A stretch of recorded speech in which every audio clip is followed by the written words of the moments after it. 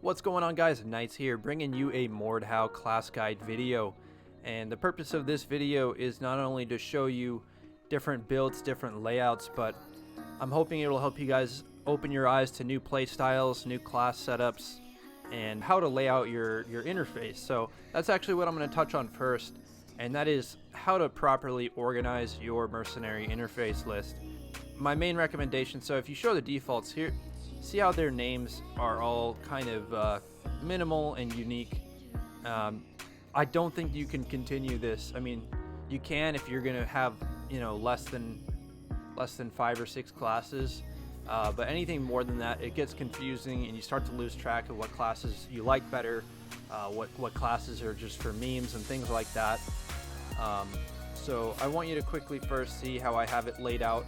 I always mention the armor structure on the right side, the dominant perk if there is one, and whatever the main weapon is. First off, I have half dozen or so bloodlust classes, followed by my duelist classes, followed by a couple of miscellaneous classes, and then finally max armor build classes and some max armor hybrids and some archer classes. So you guys can lay it out however you want, but I'd recommend keeping it organized, so whatever organization works best for you, I recommend you stick by that, and don't let it get messy. That's all I can say. So first off, I'm going to dive into one of my favorite classes, which is a Longsword Bloodlust 2-3-1 build. And some top players would disagree with me here and say that Longsword's damage output is not high enough to be feasible with Bloodlust. And I see what they mean by that, because if you're playing frontline and you're fighting a guy and you're totally outplaying him, you hit him twice and he's about to die, sometimes you wish you had a weapon that would just one-shot him, because the next thing you know, you have a 4v1 on your hands, and sometimes you'll win those 4v1s, and that's what's nice about the Longsword is if you have good spinnable movements and good drags, you can pull some cool things off.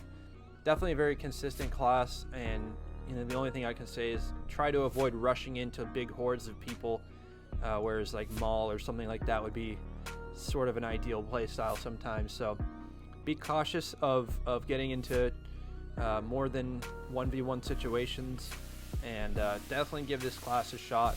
It's probably my #1 go-to class. So next I'm going to be kind of moving quicker here now that you understand the armor layout. 2-3-1, these first 3 or 5 point weapons. So next I have the War Axe. Now this is good for Taiga or Mountain Peak, kind of smaller maps where you have a little less room to maneuver. And again, this one-shots anyone wearing level 1 or no head armor. So it's just an insanely good weapon to use with Bloodlust. I think that's undeniable. And again, I've structured the armor the same.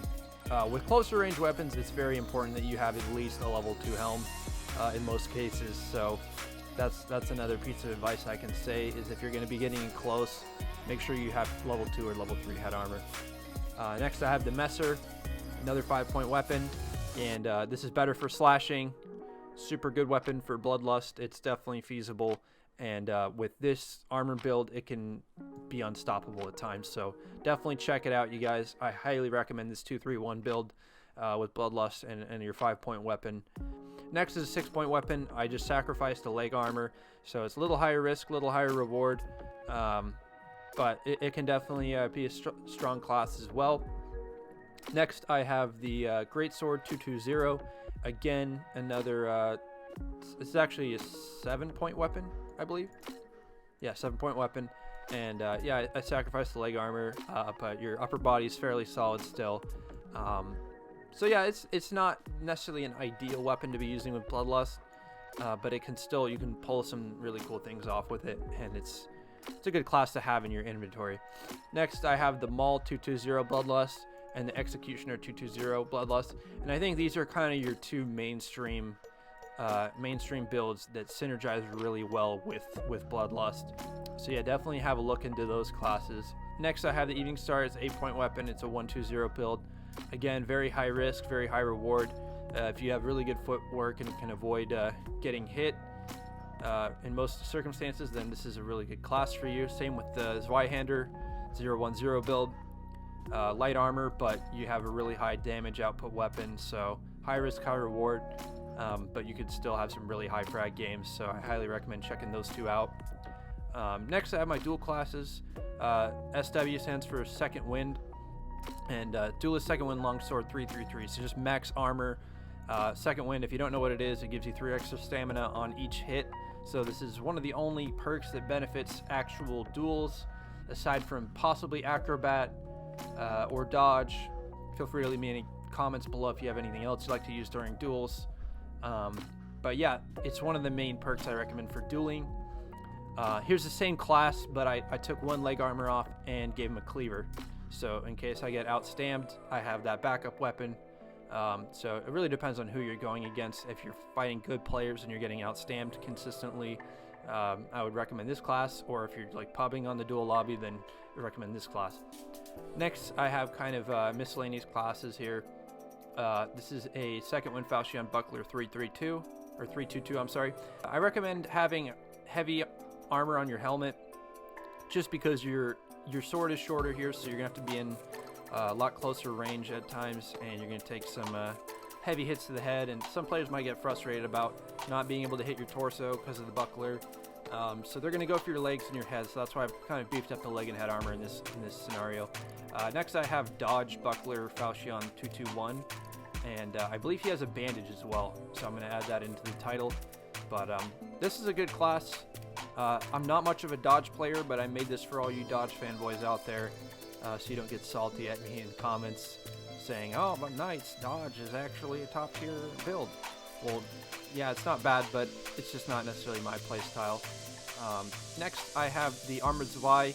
All these armor classes are max armor for whatever weapon that comes with it. So the 10-point Zwei comes with a 231 build. Again, I love this build, love this layout. Solid build for just high frag games. Halberd, 11-point weapon, so I took 1 point off the chest. But again, very well-rounded class, very well-rounded build. Next, the max armored greatsword, really good for beginners and learning the ropes of sword fighting. Next, I have the Evening Stars at 331 with a bandage, and armored battle axe 333 with a bandage. So these guys are super good for frontline and just surviving very long times, and you know, taking your engagements very selectively. Next, we have a archer hybrid. He's got a falchion with a recurve and heavy armor in case I get rolled up on. Next is a archer with fairly light armor and a longbow and an axe. So there's other ways to lay out armor builds. I mean, the default huntsman class is fine, but I'm not much of an archer player. And finally, we have this beautiful man here. And this is I use him for duel servers. If they're getting a little out of hand and people are being rowdy and not keeping things orderly, he comes and steps in and breaks up the fights and makes sure they're clean and they're done correctly. I recommend having 2 bandages on you.